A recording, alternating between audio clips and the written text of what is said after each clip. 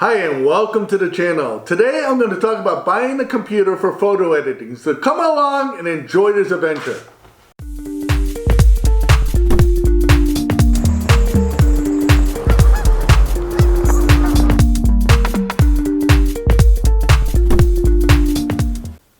Well, I've had my laptop about 6 years. I upgraded the RAM and the hard drive in my computer about 2 years ago, and that extended the life of the computer. But right now, what's happening is the computer's overheating. It's not fitting the needs that I want. It's time to replace it. So today I want to talk about what decisions I made when deciding what laptop to buy. Now, if you're not buying a laptop by buying a desktop, the components and what I'm talking about, the hardware, will apply to the desktop. I'm going to be talking mostly about a laptop. And the reason why I need a laptop is I need something that is portable or something that I can bring with me when I go on trips or when I'm traveling or anything like that, so that I can back up my photos, do some photos, getting photos on social media, get my videos up on YouTube. I need something that I can work with on the road. So the first thing that you need to look for is the right CPU. You have to have a really good GPU. You need a hard drive and RAM that will make you more efficient. Now, when you're looking for laptops, the thing that most people tell you is get yourself a gaming machine. And before you just type into the search engine gaming laptops, there are certain things that you should be looking for. So I'm going to talk about each component and what you need to look for when you're buying a laptop for photo editing. I am not an expert on CPUs or hardware at the beginning. I've been in the IT business for 25 years and I know a little bit about computers and chips and stuff like that. So I want to make that first disclaimer here. Secondly, I'm making this video at the beginning of 2023, so take that into consideration if you see it later down the road. So first and foremost, when we're talking about CPUs, we're talking about the central processing unit. Now, basically for Windows machines, you have either Intel or AMD. Now, if you're going to buy a Mac device, this video is not going to be very helpful to you because Mac has their own proprietary stuff, and there's not much I can tell you about it, and you don't have a lot of choices as to what you want to get. But if you're buying a Windows machine, you have two choices. If you're buying Intel, you want a chip that's either an i7 or an i9.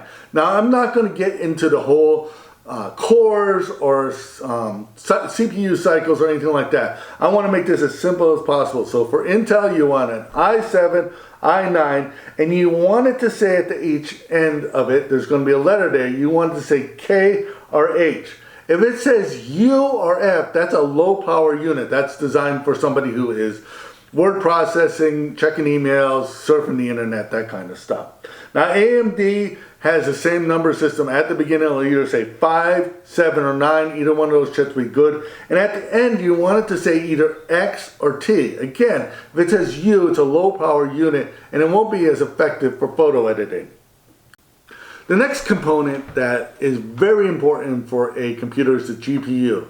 Now, you need a dedicated GPU. You don't want one that is integrated too much or anything like that. Now, with a laptop, that's hard because they tend to be integrated, but you want a dedicated GPU. And the reason for that is that a lot of the work that your software, your photo editing software does, it runs in the GPU. And a matter of fact, certain components in certain software will not run if you don't have a good GPU.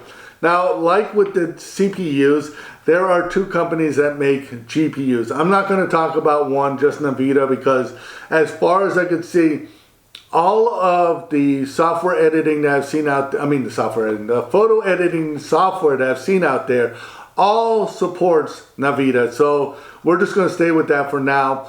I would recommend that you buy a device that's at least a 4000 and preferably more. It has to have at least 2 megs of RAM. If you can afford more, you should buy more.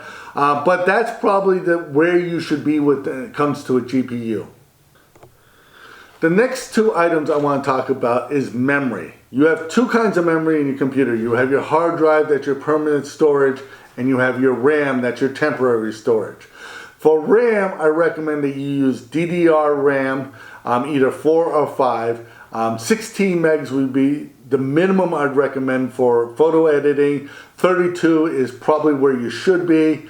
As far as it comes to hard drives, I strongly encourage if you have a desktop or a laptop, you use an SSD. Again, I'm not going to get too much into the weeds about speeds of this stuff because this is stuff that you can do some research on and you can evaluate cost versus speed, what is best for you. But using an SSD, most SSD on laptops come as 500 gigs. Usually there's another slot that you can put another SSD in so you can have 2 drives in your computer. It won't add that much weight to your computer, but it gives you some place to work other than that 500 gigabyte drive. So that's basically what I'm going to be looking for in my new laptop. I want it to be more broad so that you have some very broad outlines to look at, and then you can look at different components, figuring out where you want to spend more money, where you want to spend less money, where you can kind of like get the best device for the least amount of money and still be able to do your photo editing. So I want to thank you for watching. If you got anything out of this video, please give it a thumbs up. Please subscribe to this channel because that really helps us in the YouTube world. Become a Patreon supporter. Your support allows us to keep doing this. My name is Sean Lee. I want to thank you for watching.